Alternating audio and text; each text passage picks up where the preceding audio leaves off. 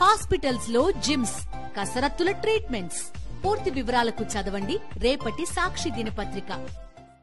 Hyderabad Goshamahal MLA Raja Singh వద్ద కలకలం రేగింది. రాజాసింగ్ ఇంటి వద్ద అనుమానాస్పదంగా తిరుగుతున్న ఇద్దరు యువకులను స్థానికులు పట్టుకుని మంగళహాట్ పోలీసులకు అప్పగించారు.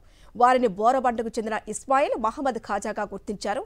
అయితే వారిద్దరి ఫోన్లలో అనుమానాస్పదంగా రాజాసింగ్ ఇంటి ఫోటోలు ఉండటంతో పోలీసులు దర్యాప్తు చేస్తున్నారు. గతంలో కూడా 2010లో కూడా ఇదే విధంగా నా హౌస్ని ఈ ఐఎస్ఐఓలు రిక్కీ చేసినారు.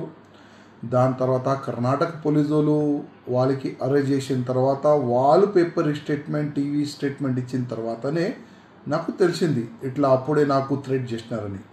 దాని తర్వాత 2011-12లో కూడా భాగ్యలక్ష్మి టెంపుల్ ఇంకా నా హౌస్ని కూడా వాళ్ళు రిక్కీ చేసినారు. అప్పుడు కూడా కొంతమంది ఐఎస్ఐఓలు అరెస్ట్ అయినారు.